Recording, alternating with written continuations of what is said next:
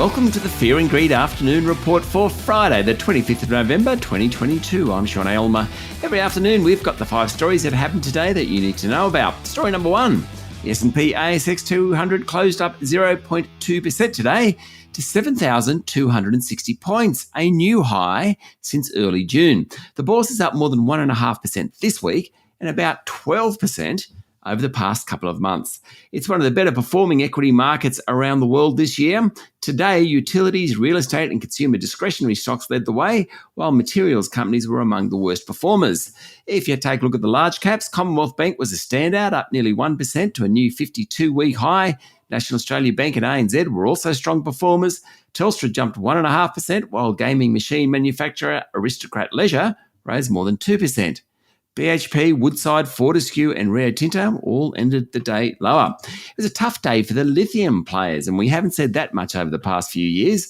Allkem was the worst of the top 200, down 8%, while Pilbara Minerals, Lake Resources and Core Lithium all fell more than 5%.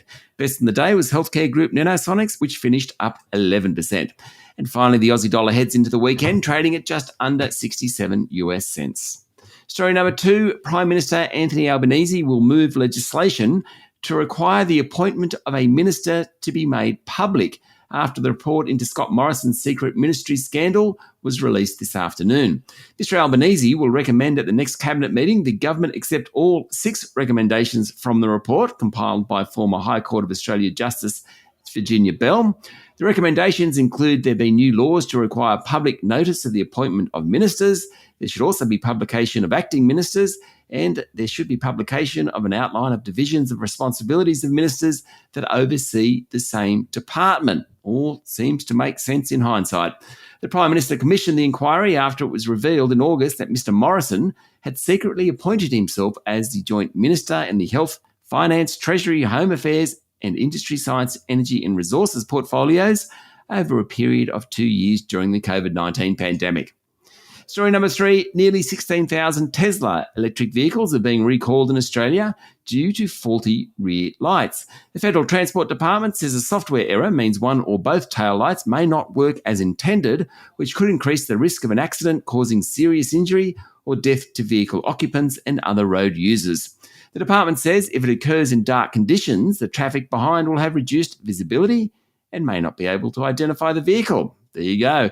The recall affects 15,914 Tesla Model 3 or Model Y vehicles. Brake lamps, reverse lamps and turn signal lamps aren't affected.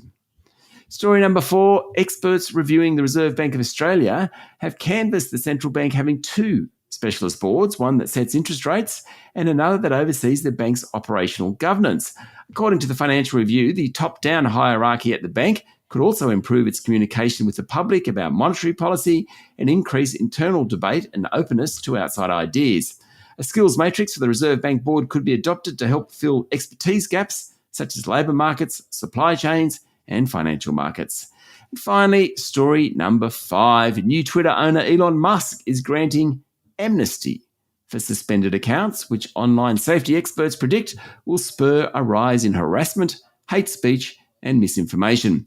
The billionaire's announcement came after he asked in a poll posted to his timeline to vote on reinstatements for accounts that have not broken the law or engaged in egregious spam.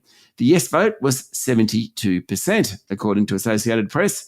In the month since Musk took over Twitter, groups that monitor the platform for racist, anti-Semitic and other toxic speech say it's been on the rise. This has included a surge in racist abuse of World Cup soccer players.